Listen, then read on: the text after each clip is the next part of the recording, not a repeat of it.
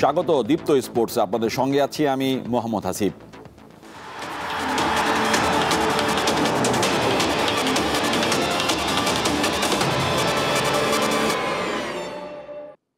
ক্রিকেটের খবর, সিরিজে টিকে থাকার মিশনে কাল দ্বিতীয় টি-20তে আয়ারল্যান্ডের বিপক্ষে মাঠে নামে বাংলাদেশ।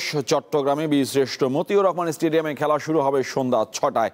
প্রথম টি-20তে ব্যাটিং ব্যর্থতা 16 কলা পূর্ণ করে আয়ারল্যান্ডের কাছে 39 রানে হারে স্বাগতিকরা।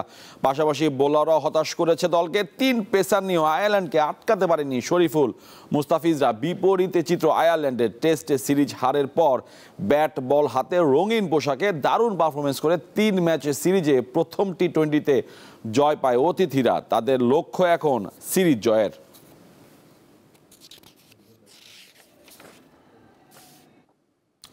অ্যাশেজের দ্বিতীয় টেস্টে কালে মুখোমুখি হবে অস্ট্রেলিয়া ও ইংল্যান্ড। ম্যাচ শুরু হবে বাংলাদেশ সময় সকাল 9:40। পার্থ টেস্ট স্কোয়াডের অপরিবর্তিত দল নিয়ে ব্রিসবেন টেস্টের জন্য 14 সদস্যের দল ঘোষণা করেছে অস্ট্রেলিয়া ক্রিকেট। পিঠের চোট পুরোপুরি সেরে না ওঠায় জায়গা হয়নি পেট কামিংসের, আর হ্যামস্ট্রিংয়ের চোটের কারণে এই ম্যাচে খেলতে পারছেন না জশ হ্যাসেলউড। 17 ডিসেম্বর শুরু হতে যাওয়া তৃতীয় টেস্টের অজি দলে ফিরতে পারেন কামিন্স।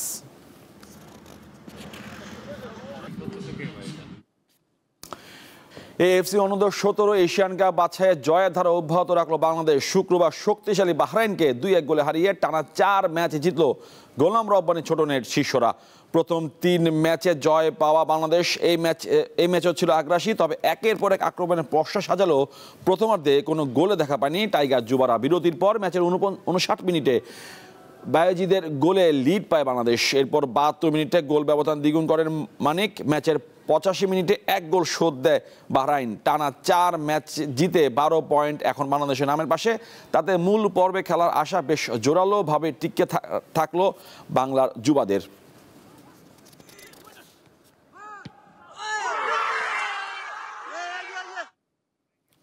ইউরোপের শ্রেষ্ঠত্বের মঞ্চ চ্যাম্পিয়ন্স লিগের ময়দান যেন একটা নতুন গল্পের জন্ম। কখনো দ্রুততম সময়ে গোল, কখনো বা রেকর্ড ছোঁয়া জয়, আবার দেখা যায় আন্ডারডগদের উত্থান। সেই তালিকায় আছে দ্রুততম হ্যাট্রিকের গল্প। 2022 সালের পর থেকে যার মশাল ধরে রেখেছেন লিভারপুল তারকা মোহাম্মদ সালাহ, আর তারপরে আছেন সদ্যই অলিম্পিয়াকোসের বিপক্ষে দ্রুততম সময়ে হ্যাট্রিক করা রিয়াল মাদ্রিদের কিলিয়ান এমবাপ্পে।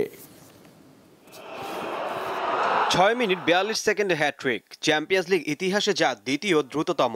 চলতি মৌসুমে লিগ পর্বের ম্যাচে অলিম্পিয়াকোসের বিপক্ষে এমন গল্পই লেখেন ফরাসি তারকা কিলিয়ান এমবাপ্পে। যদিও এই হ্যাট্রিকের প্রথম গোলের আগে রিয়াল মাদ্রিদ পিছিয়ে থাকলেও শেষ পর্যন্ত তারা ম্যাচ জিতে 4-3 গোলে, আর 4 গোলই করেন এমবাপ্পে।